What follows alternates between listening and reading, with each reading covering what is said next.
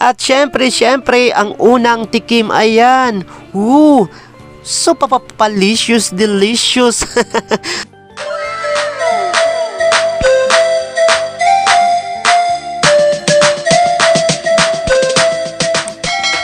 Welcome back mga kachapsoy. Ayan.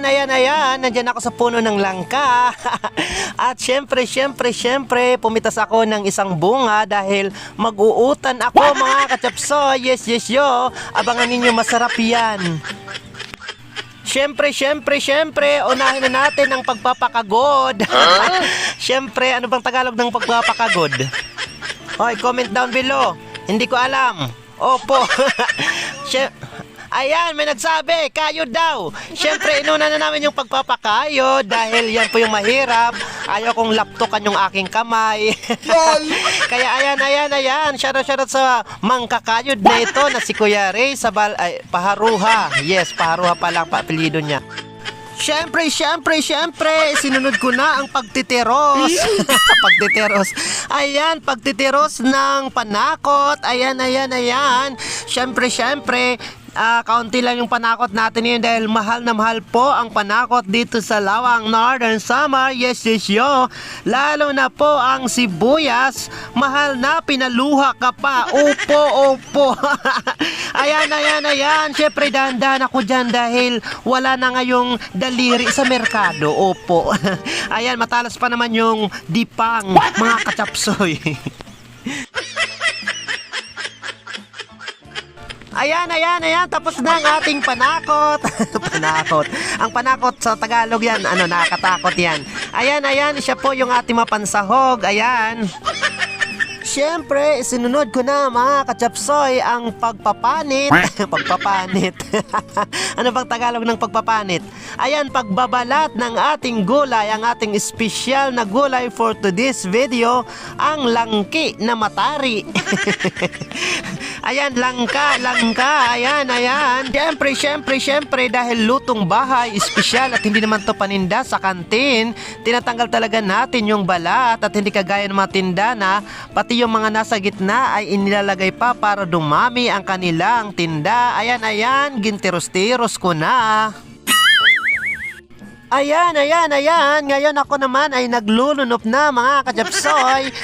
Naglulunop. Pinipiga ko na ang gata ng lubi. Niyog na baog. Ayan. At lalo yang sasarap ang gata dahil pinaawas ko yan sa aking kili-kili. Lalong humatok ang lunop dahil ito'y mula sa aking irok. A few moments later. Ayan, syempre, matapos pakuluan ang unang gata, ayan, palambot na ng palambot, kagaya ng iyong puso na malambot, pero kapag sinaktan, tumitigas. Ayan, syempre, kailangan kunutin.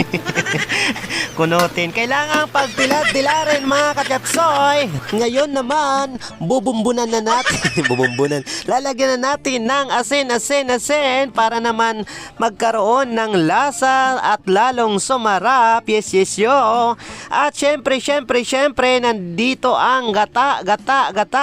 Ang paborito ninyong gata at nandito ang iba pang mga panakot. Panakot talaga. Mga pansahog. Ngayon naman, dahan-dahan nating ibubuhos ang ating hatok, ang ating lunop, ang ating ginataan, ang ating gata. Ayan. At syempre, hindi natin uubusin dahil mayroong lagod. Lagod.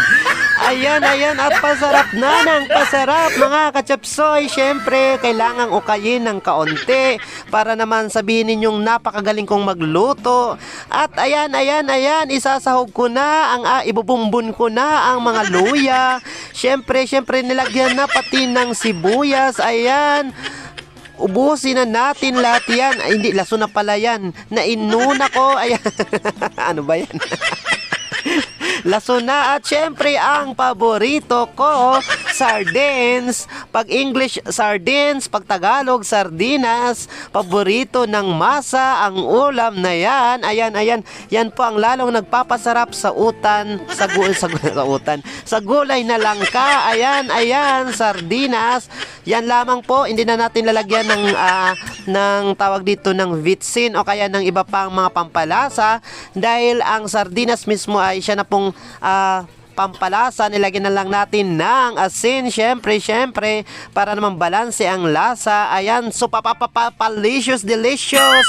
Pagkatapos bakuluan, ayan, lalagyan na natin ng sibuyas. Yan po ang lalong magbibigay ng sarap. Iba yung sarap sa ating gulay na langki. Langki. At ito talaga mga katsapsoy ang lalong magpapasarap sa ating gulay. Ayan, ang tawag po dyan ay kutsay para naman bumango ang inyong buhay. Sa gulay po yan, ayan. Mga katsapsoy, kumukulo-kulo na. At ayan mga katsapsoy, dahan-dahan ko nang inilagay ang kutsay. Ayan mga katsapsoy, dinagdagan ko pa para lalong bumango at lalong sumarap. Huwag na kayong mainggit. Malayo naman kayo para kayo makapanghingi. Manood na lang kayo. Ayan, pagkatapos mailagay mga katsapsoy, syempre, uukayin. At yan na po ang last nating pag-uukay dahil kasunod niyan, hahaunin na natin. Hahanguin na natin yan at titikman natin sa harap ninyo for your eyes only mga katsapsoy. Ayan, oh. Nanyamita na siya sa sarap. Grabe mga katsapsoy. Ayan oh, malanot. Parehas san akon lanot. Parehas san akon lunop. An kaniya kalanot. Ayan. Wow, grabe mga katsapsoy. So, napakasarap po talaga ng gulay na yan dahil syempre akong nagluto. At ayan, tikiman time na mga katsapsoy. Ayan, napansin ko may ngiho yung aming mangkok. May ngiho. Ayan, syempre masarap. Ako ang nagluto. Ayan, gusto nyo ba? Gusto nyo bang bumitaw? So ayan mga katsapsoy, para po dun sa mga nag-aabang sa aking pagluluto ng sinangdayan at ng syempre ang masarap na pikin. Ayan, makakanin po sa Pasko. Hindi po tayo nakapagluto dahil maulan po ngayon dito sa aming barangay. Kaya ayan, nagluto na lang po ako ng gulay na langka. Abangan ninyo ang aking pagluluto ng sinangdayan at pikin sa mga susunod na araw. Yes. Ayan. Napakasarap po talaga ng gulay na langka. At syempre mga katsapsoy, kung gusto nyo pong subukan, magluto na po kayo dahil napakasarap po talaga. Ayan, thank you so much po sa lahat po ng sumubaybay, nanood at tumawa sa inyong nag-iisang Maestro Waray. Yes. Break it down.